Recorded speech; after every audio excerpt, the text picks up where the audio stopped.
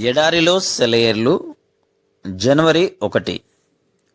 మీరు నది దాటి స్వాధీనపరుచుకున్నట్టుకు వెలుచున్న దేశము కొండలు లోయలు గల దేశం.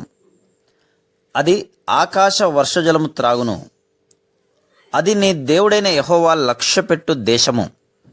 నీ దేవుడైన యెహోవా కనులు సంవత్సరాది మొదలుకొని సంవత్సరాంతం వరకు ఎల్లప్పుడూ దాని మీద ఉండును. ద్వితీయోపదేశకాండం 11వ అధ్యాయము 11-12 వచనములు. ప్రియమైన స్నేహితులారా, రాబోయే కాలంలో జరగబోయే దాని గురించి ఆలోచిస్తే అంతా అగమ్య గోచరం. క్రొత్త సంవత్సరం మన ఎదుట ఉంది. దాన్ని స్వాధీనపరుచుకునేందుకు మనం బయలుదేరుతున్నాం. మనకేం ఎదురవనున్నదో ఎవరు చెప్పగలరు? మనకి కలగబోయే క్రొత్త అనుభవాలు, జరగనున్న మార్పులు, క్రొత్తగా తలెత్తనున్న అవసరాలు ఎవరు ఊహించగలరు? కానీ మన పరలోకపు తండ్రి ఇక్కడ మనకు ఒక ఉత్సాహభరితమైన ఆనంద సందేశాన్ని అందిస్తున్నాడు. అది నీ దేవుడైన యెహోవా లక్ష్యపెట్టు దేశము.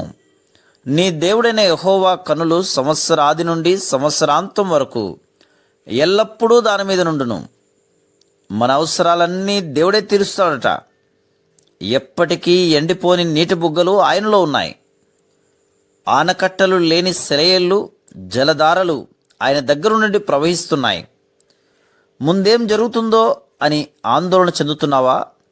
ఇదిగో దేవుని కృప నిండిన వాగ్దానం. ఆశీర్వాదాలు ఆయన నుండి ప్రవహిస్తూ ఉన్నాయి. ఆ ప్రవాహానికి అంతం లేదు. ఈ ప్రవాహం ఎండకి, అనావృష్టికి ఎండిపోదు. ఈ ప్రవాహం దేవుని పట్టణాన్ని సస్యశ్యామలం చేస్తుంది. మనం అడుగు పెట్టబోతున్న దేశం కొండలు లోయలు ఉన్న దేశం.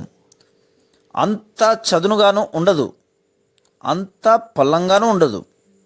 జీవితం చదునుగా ఎత్తు పల్లాలు లేకుండా ఉంటే అది నిస్సారమవుతుంది. కొండలు లోయలు ఉండాలి. కొండలు వర్షధారల్ని పోగుచేసి లోయల్లోకి ప్రవహింపజేస్తాయి. మన జీవితాల్లోనూ ఇంతే. కొండలు ఎదురైనప్పుడే మనం కృపాసింహాసనం ఎదుట మోకాళ్ళుని ఆశీర్వాద వర్షధారల్ని పొందుతాం. కష్టాల పర్వతాలను చూసి దిగులు పడతాం, సనుక్కుంటాం. కానీ ఈ పర్వతాలే మనపై వర్షాలు కురవడానికి కారణం.